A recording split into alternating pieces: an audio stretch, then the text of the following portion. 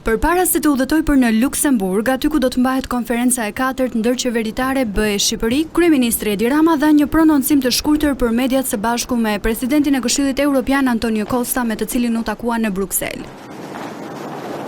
Kreu i qeverisë tha se Shqipëria vjen e përkushtuar në përmbushje të detyrave për të përmbyllur negociatat.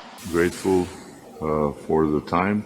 Sot është ditë e mirë për ne sepse kemi një tjetër konferencë dhe çelim kapituj të tjerë, ndërkohë që me presidentin jam shumë mirënjohës për kohën që më ka kushtuar për një bisedë rreth përparimit në këtë proces dhe më pas për samitin e ardhshëm të komunitetit politik, aktiviteti i rëndësishëm, por ka rëndësi të posaçme në këtë moment. Do të flasim për rajonin ndaj të cilit presidenti është veçanërisht i përkushtuar.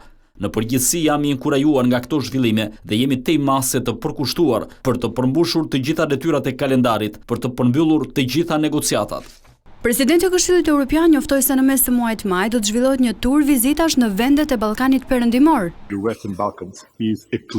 Zgjerimi është përparësi e qartë për Bashkimin Evropian dhe investimi më i rëndësishëm gjeostrategjik për paqen, begatinë dhe stabilitetin e kontinentit tonë. Inkurajuese të shohësh progresin që ka bërë Shqipëria në këtë rrugëtim. Sot çelim grup kapitullin tjetër dhe ambicia jonë është të çelim edhe të tjerë gjatë këtij viti. Kjo është e rëndësishme për Bashkimin Evropian dhe Shqipërinë, por mendoj se është shenjë për të gjithë rajonin se mënyra më e mirë për të garantuar mirëqenien dhe paqen në Ballkan është BE dhe antarësimi në të. Do të vizitoj personalisht rajonin në mes të muajit maj në 6 vendet e rajonit për të rritur bashkëpunimin.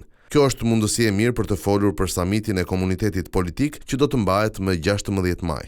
Konferenca e 4 ndërqeveritare Shqipëri-BE do të nisë në orën 18, ku do të jetë e pranishme edhe komisionerja e BE-s për zgjerimin Martakos, ndërsa rreth orës 19:30 do të ketë një konferencë për shtyp mes kryeministrit Rama, ministrit të punëve të jashtme të Polonisë dhe komisioneres së BE-s për zgjerimin Martakos.